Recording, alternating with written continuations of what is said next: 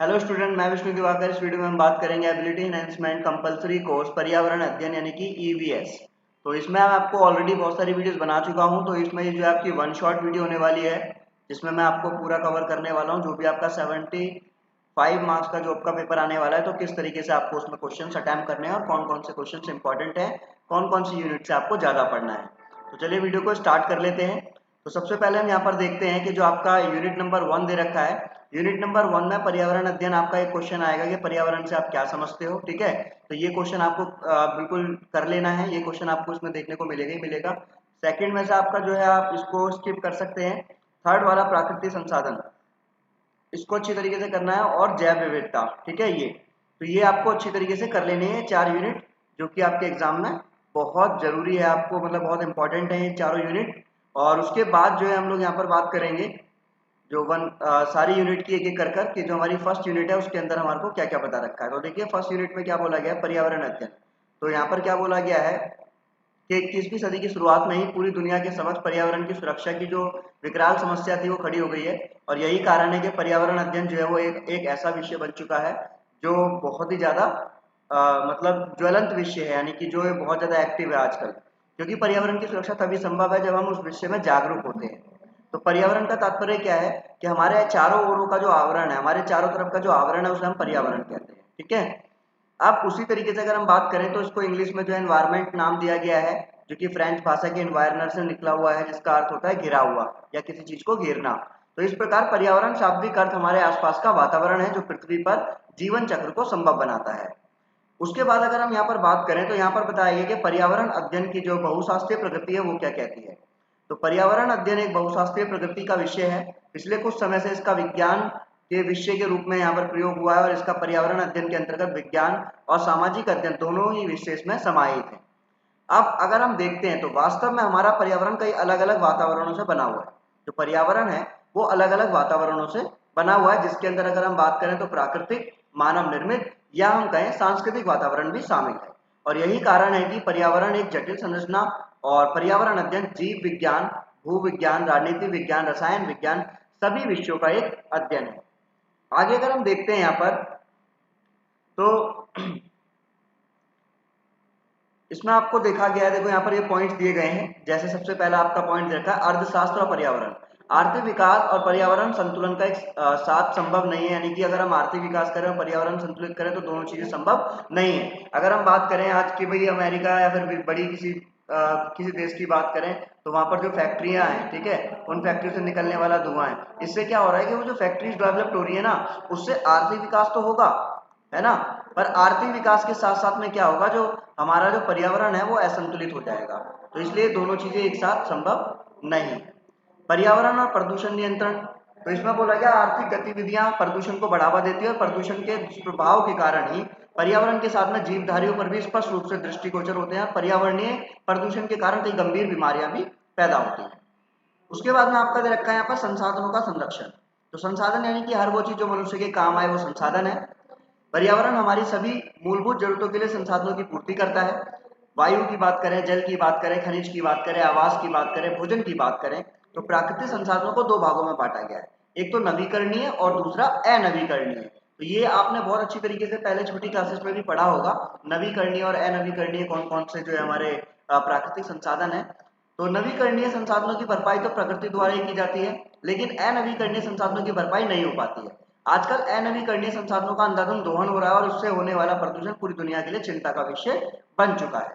ठीक है, अगर वर्तमान गति से इस अनवीकरणीय संसाधनों का दोहन होता रहा तो क्या होगा, तो निकट भविष्य में संसाधन जो है बिल्कुल समाप्त हो जाएंगे। ठीक है, जिनको दोबारा से हम नहीं बना सकते, वो अनवीकरणीय और नवीकरणीय जो कि दोबारा बन जाते हैं। उसके बाद में यहाँ पर हमारा जो नेक्स्ट है वो आपका पर्यावरण और रसायन विज्ञान। तो पर्यावरण तथा रसायन विज्ञान के बीच के संबंध को पर्यावरणीय रासायनिक विज्ञान कहते हैं। इसके अंतर्गत पदार्थों, पर्यावरण, रसायनों और राजकीय प्रदूषणों के आदि के बीच में अभिक्रिया का अध्ययन किया जाता है। पर्यावरणीय रसायन शास्त्र की एक प्रमुख चुनौती क्या है कि वो प्राकृतिक वातावरण में चुनिंदा प्रदूषकों की धारणीय सीमा का निर्धारण है। तो चुनिंदा प्रदूषक है, वही सब चीजें इसके अंदर जुड़ी हुई है। नेक्स्ट आपका इसके अंदर आएगा पर्यावरण और पारिस्थितिकी तंत्र। ये तीनों विषय जो है पर्यावरण अध्ययन के घटक माने गए हैं।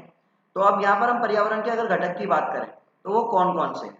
तो यहाँ पर कंपोनेंट्स ऑफ एनवायरनमेंट की अगर हम बात करें तो पर्यावरण की मूलभूत संरचना के आधार पर पर्यावरण के अलग अलग जो है घटक यहाँ दिखाए गए हैं। तो यहाँ पर ये 3 घटक आपके सामने आते हैं। क्वेश्चन आपका आ जाता है कि जो स्थल मंडलीय पर्यावरण, वायुमंडलीय और जल मंडलीय, ठीक है। तो तीनों है। अब जैविक पर्यावरण के अंदर वनस्पति पर्यावरण, जंतु पर्यावरण, ये सब इसमें दिया गया है। उसके बाद जो आपका क्वेश्चन बनता है कि वायुमंडल की संरचना, तो आपको नॉर्मली चीजों को समझ लेना है कि पृथ्वी के चारों ओर गैसीय आवरण है और इसी को वायुमंडल कहते हैं। अब इसको आपको थोड़ा बहुत समझ लेना है कि जो पृथ्वी जमीन से ऊंचाई बढ़ने के साथ साथ वायुमंडल की संरचना जो कम होती जाती है और जमीन से लगभग 100 किलोमीटर की ऊंचाई पर, ठीक है, करमन रेखा जो है मानी जाती है और ये रेखा वायुमंडल को बाहरी अंतरिक्ष से अलग करती है। तो ये कौन सा है? वायुमंडल है। दूसरा इसमें अगर हम बात करें वायुमंडल के बाद में तो कौन सा आता है? फिर आता है आपका जलमंडल। अब जलमंडल क्या है? तो स्थल मंडल, जलमंडल और वायुमंडल सभी जगह जल पाया जाता है। यहाँ तक कि हमारे शरीर की संरचना में ये बोला गया है कि 70% जो भाग है वो पानी का है। ये हाइड्रोजन का ऑक्साइड है और उपयोगी क्रियाओं में हाइड्रोजन और ऑक्सीजन के स्रोत के रूप में कार्य करता है।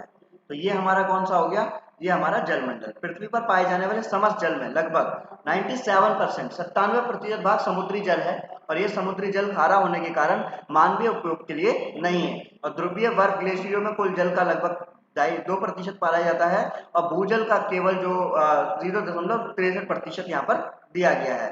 तो बताया गया है कि वायुमंडल में जो उपस्थित जल है, जो पृथ्वी पर उपस्थित कुल जल का है, वो कितना है? 0.0001% है। तो देख सकते हो आप कि पृथ्वी के 71% क्षेत्रफल पर जल है, परंतु पीने योग्य जल उसमें भी बहुत कम है। उसके बाद में हमारा आता है स्थलमंडल। तो ये इसके घटक पूरे हो गए कि पृथ्वी की सबसे ऊपरी परत को क्या बोला गया? स्थलमंडल बोला गया, यानी कि लिथोस्फीयर बोला गया है। और इस परत की मोटाई जो है 30 से लेकर 40 किलोमीटर है। पृथ्वी के इसी परत पर महाद्वीप और महासागर स्थित है। पृथ्वी का व्यास जो है 12,700 किलोमीटर है, ठीक है। तो ये हमारा इसका स्थलमंडल है। अब अगर मैं बात करूं आगे तो एक और आता है आपका बायोस्फीयर, यानी कि जिसको हम बोलते हैं जैव मंडल।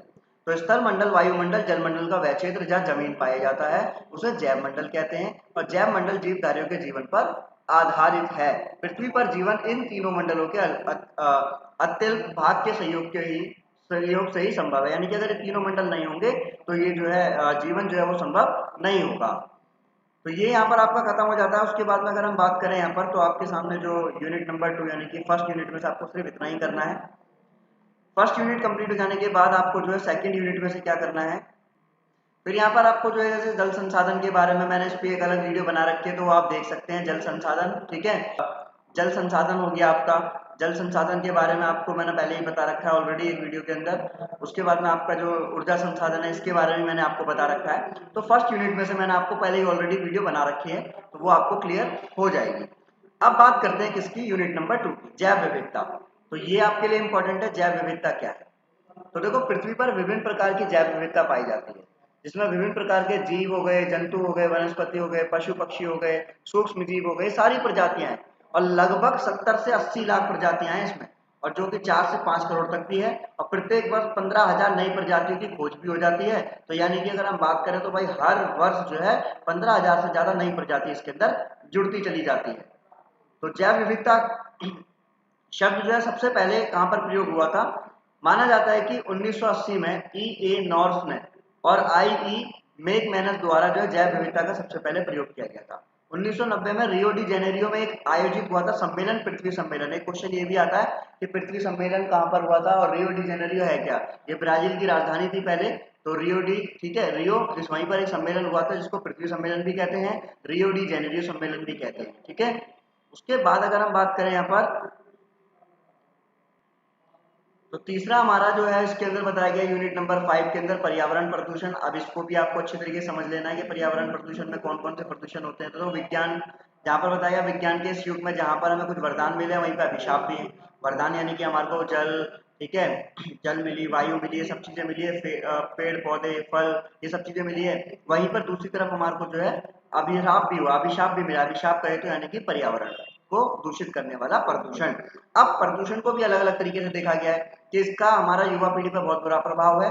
और एक प्रदूषण जो विज्ञान की कोख से जन्मा है और ऐसे ही एक प्रदूषण जो कि इंसान की सोच से पनपा है। अब बढ़ता प्रदूषण जो है वर्तमान समय की सबसे बड़ी समस्या है। दिन पर दिन जो है ये खराब होती चली जा रही है, ठीक है। तो वायु प्रदूषण के बारे में, प्राकृतिक प्रदूषक कौन कौन से, ये सब मैं वीडियो ऑलरेडी बना चुका हूँ, तो इसके बारे में तो आपको वहाँ पर देखने को मिल जाएगा। इस वीडियो में आपको ये बता रहा हूँ कि कौन कौन सी चीजें आपको पढ़नी है, ठीक है। तो ये आपका हो जाएगा, जल प्रदूषण आपको पढ़ लेना है, ये आपका हो जाएगा। इस वाली यूनिट में से आपको सिर्फ इतना ही पढ़ना है। उसके बाद आपको क्या करना है, एक ध्वनि प्रदूषण और आएगा इसके अंदर, वो भी आपको पढ़ना है। फिर आपका नेक्स्ट जो आपका इसके अंदर जो है नाभिकीय खतरे, यहाँ पर भी आपको एक क्वेश्चन देखने को मिल सकता है, तो इसको भी आप ज्यादा हल्के में ना लें, इसमें से आप थोड़ा सा पढ़ लें कि रेडियोधर्मिता का मानव जीवन पर क्या प्रभाव पड़ता है, ये क्या है, कैसे है, ठीक है। तो यहाँ से आपको सिर्फ इतना ही पढ़ना है। ठोस अपशिष्ट के अंदर से आपको बिल्कुल भी नहीं पढ़ना है, इसको आप छोड़ दीजिए, ठीक है। इस वाली यूनिट को आप बिल्कुल छोड़ दीजिए, इसमें से आपको कुछ भी नहीं पढ़ना है।